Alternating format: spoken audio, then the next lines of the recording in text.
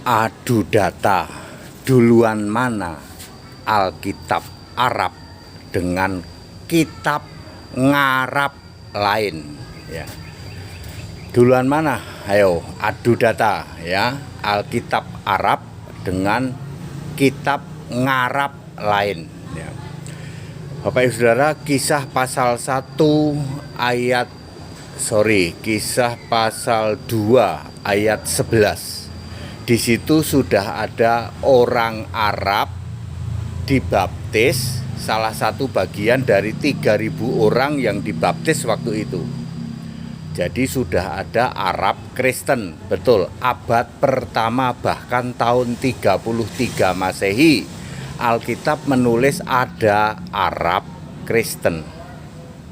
Oke. Itu Kisah Para Rasul 2 ayat 11. Lalu Galatia 1 ayat 17. Paulus 3 tahun memberitakan Injil ke Damsyik. Damsyik itu Damaskus, itu juga Arab. Ya. Paulus 3 tahun. Berarti sekitar tahun 36 ya. Kan Paulus itu tobat umur 27.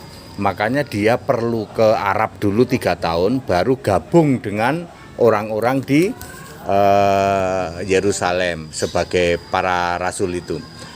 Jadi Paulus menginjil ke Damaskus. Galatia 1 ayat 17 terjadi tahun 33 sampai 36 Masehi, itu abad pertama menginjil ke Arab.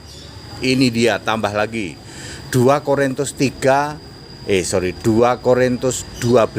ayat 2 dan 3. 14 tahun lalu tuh kata Paulus itu, aku menginjil ke Arab 14 tahun lalu ke daerah Korintus. Korintus itu juga termasuk Arab, termasuk sekarang Turki. Jadi Paulus 14 tambah 3, 17 tahun menginjil ke tanah Arab, dari tahun 33 tambah 17 berarti tahun 50 ya, 34 ya, tahun 50. Sampai tahun 50 Masehi itu Paulus itu muter-muter dari Damaskus terus nanti ke Korintus. Korintus itu juga masih termasuk Arab. Jadi clear, duluan mana Pak? Ya duluan Alkitab bahasa Arab. Anda selalu berpatokan Alkitab bahasa Arab, Arab Saudi. Kalau Arab Saudi ya nanti tahun 500 dengan 580-an dengan ditunjuknya Khadijah sebagai nabi dan Warokah. Khadijah itu nabinya Kristen ya, sama Warokah ya. Baru sekitar tahun segitu itu di Arab Saudi. Tapi di Arab Barat, di Mesir, di Yordania, di Libanon, jauh lebih dulu ada Alkitab bahasa Arab. Di dalam Alkitab bahasa Arab yang barat, Yesus itu disebut Yasu Al-Masih, belum Isa Al-Masih. Bukan, kalau Isa Al-Masih itu Arab Timur. Ayo adu data, duluan mana Alkitab Arab atau kitab ngarap yang lain? Ayo ya. Alkitab bahasa Arab itu baru muncul tahun 800, itu kan Arab Saudi. Ini ayat Alkitab itu tertulis gitu kok, nggak bisa dilawan. Saya nggak ada lawan ya, nggak akan Anda bisa lawan ya. Jadi kalau ada mukalaf berkoar-koar ya, Isa Al-Masih itu tidak ada di Alkitab bahasa Arab ya, itu baru muncul belakangan, ya salah. Mbok itu dibaca Alkitab loh. Kisah pasal 2 ayat 11 itu tahun 33 Masehi. Lalu Galatia 1 ayat 17 itu tahun 33 sampai 36 ya. Lalu 2 Korintus 12 ayat 2 dan 3 itu dari tahun 36 tambah 14 sampai tahun 50 Masehi.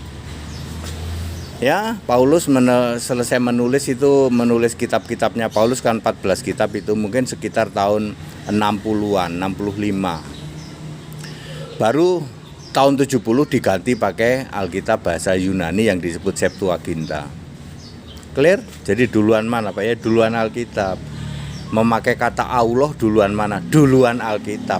Syahadat duluan Alkitab Kristen apa duluan kitab ngarap lain? Duluan Alkitab Kristen.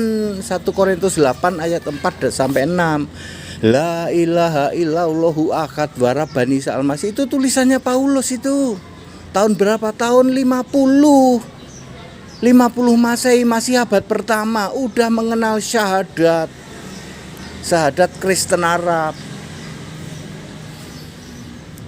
Wah, adu data sama HTD nggak ada yang lawan. Ya bukan soal nggak ada yang lawan ya, Anda itu cuman berkoar-koar doang.